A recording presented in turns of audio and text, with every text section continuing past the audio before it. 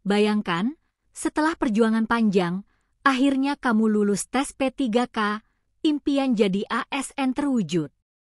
Tapi, kebahagiaan itu cuma bertahan sekejap. Hai, teman-teman semua.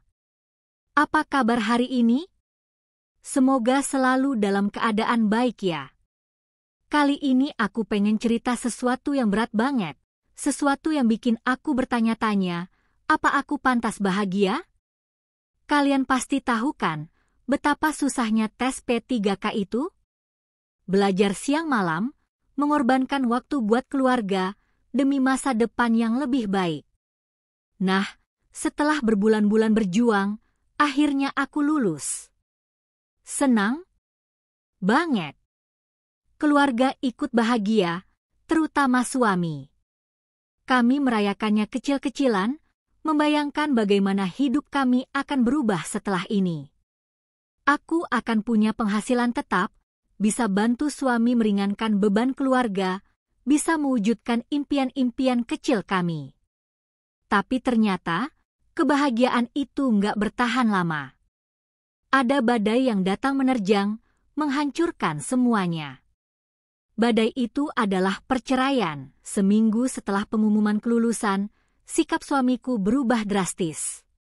Dia jadi dingin, cuek, bahkan sering marah-marah tanpa alasan yang jelas. Awalnya aku pikir dia cuma stres karena pekerjaan, maklumlah, dia juga lagi banyak pikiran.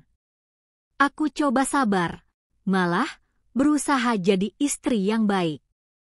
Aku masak makanan kesukaannya, pijitin dia kalau lagi capek, pokoknya berusaha bikin dia nyaman dan bahagia. Tapi semua usahaku sia-sia. Dia tetap dingin dan nggak peduli. Aku mulai curiga, ada sesuatu yang dia sembunyikan. Aku coba tanya baik-baik, tapi dia selalu mengelak. Katanya, nggak ada apa-apa, aku cuma terlalu berlebihan. Tapi instingku sebagai seorang istri nggak bisa dibohongi.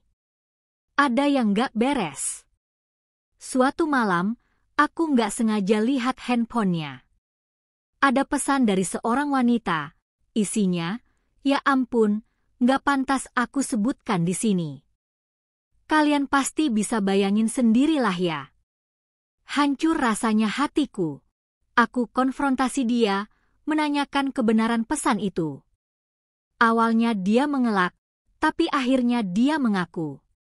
Dia bilang, dia sudah lama berhubungan dengan wanita itu, sejak sebelum aku ikut tes P3K. Alasannya? Dia bilang, dia nggak tahan lagi sama aku. Dia bilang, aku terlalu sibuk dengan pekerjaan, terlalu fokus sama tes P3K, sampai lupa sama dia dan anak-anak. Dia bilang, dia merasa kesepian dan gak diperhatikan. Ya Tuhan, sakitnya tuh di sini. Aku sudah berkorban banyak buat keluarga. Aku sudah berusaha jadi istri yang terbaik, tapi balasannya malah seperti ini. Aku merasa dikhianati, dipermainkan, dan gak dihargai. Aku tanya dia, kenapa dia gak bilang dari dulu? Kenapa dia harus selingkuh? Kenapa dia harus menghancurkan rumah Thea? Enggak kami. Dia cuma diam, nggak bisa menjawab. Air mataku nggak berhenti mengalir. Aku nggak percaya, orang yang aku cintai, orang yang aku percaya, tega melakukan ini padaku. Setelah malam itu, aku dan suami sering bertengkar. Suasana di rumah jadi nggak enak banget. Anak-anak jadi sering murung dan gak ceria. Aku bingung, harus bagaimana? Aku gak mau kehilangan keluarga ini, tapi aku juga gak bisa memaafkan perselingkuhannya. Aku coba bicara dari hati ke hati sama dia, aku coba mengingatkan dia tentang janji pernikahan kami, tentang anak kami, tentang masa depan kami.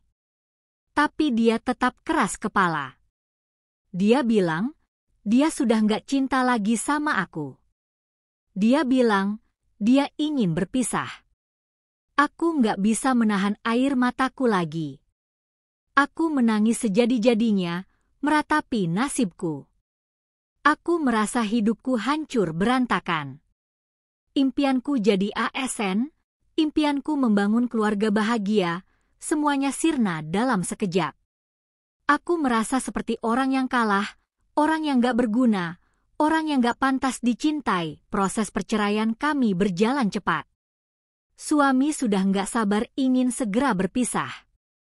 Dia sudah menyiapkan semuanya, dari pengacara sampai surat-surat perceraian. Aku cuma bisa pasrah, mengikuti alur yang sudah dia tentukan. Aku nggak punya kekuatan lagi untuk melawan.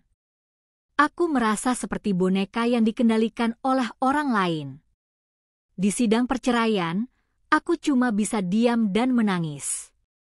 Aku nggak bisa berkata apa-apa. Aku merasa malu, sedih, dan marah pada diriku sendiri. Kenapa aku harus mengalami ini? Kenapa aku harus kehilangan orang yang aku cintai? Kenapa aku harus menghancurkan keluarga yang sudah aku bangun bertahun-tahun? Aki memutuskan untuk mengabulkan gugatan cerai suamiku. Kami resmi bercerai. Aku keluar dari ruang sidang dengan hati yang hancur berkeping-keping.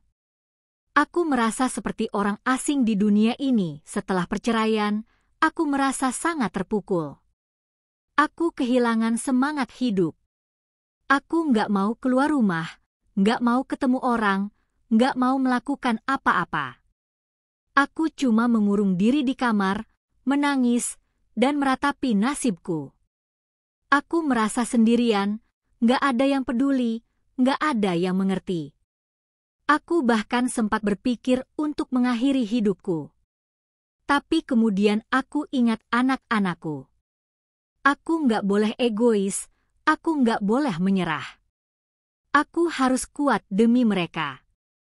Aku harus bangkit dari keterpurukan dan melanjutkan hidupku. Aku harus membuktikan pada suamiku bahwa aku bisa sukses tanpa dia.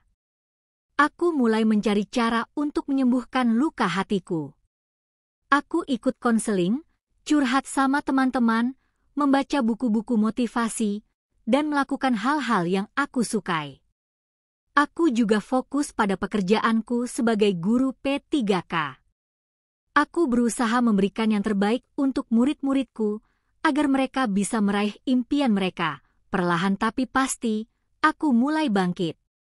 Aku mulai menerima kenyataan bahwa aku sudah bercerai. Aku mulai memaafkan suamiku dan wanita itu. Aku mulai belajar mencintai diriku sendiri. Aku mulai fokus pada masa depanku. Aku sadar, perceraian bukanlah akhir dari segalanya. Ini adalah awal dari babak baru dalam hidupku. Aku punya kesempatan untuk memulai kembali, untuk meraih impianku yang lain, untuk menemukan kebahagiaanku sendiri. Aku mulai berani bermimpi, berani mencoba hal-hal baru, dan berani keluar dari zona nyamanku. Aku ikut pelatihan-pelatihan, mengembangkan diri, dan memperluas jaringan pertemananku.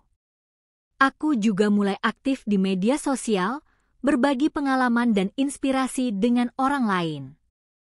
Aku ingin menjadi contoh bagi orang-orang yang mengalami hal serupa denganku, bahwa perceraian bukanlah akhir dari segalanya. Waktu terus berjalan.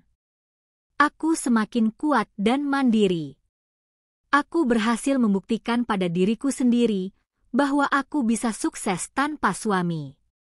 Aku bahkan bisa membeli rumah sendiri, mobil sendiri, dan membahagiakan anak-anakku. Aku juga menemukan cinta yang baru, seorang pria yang tulus mencintaiku apa adanya. Dia adalah sosok yang sabar, pengertian, dan selalu mendukungku. Dia membuatku merasa dicintai, dihargai, dan bahagia. Aku bersyukur bisa bertemu dengan orang yang tepat di waktu yang tepat. Aku percaya, semua ini adalah rencana Tuhan. Dia selalu punya rencana yang lebih baik untukku.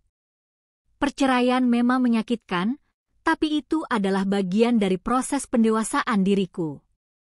Aku belajar banyak hal dari pengalaman itu, tentang cinta, kepercayaan, dan kekuatan diri. Nah, teman-teman, itu dia cerita pahit manis dalam hidupku. Semoga cerita ini bisa menginspirasi dan memotivasi kalian semua. Ingat, jangan pernah menyerah pada keadaan, jangan pernah kehilangan harapan, dan jangan pernah berhenti mencintai diri sendiri. Kalian semua berhak bahagia. Perceraian bukan akhir dari segalanya.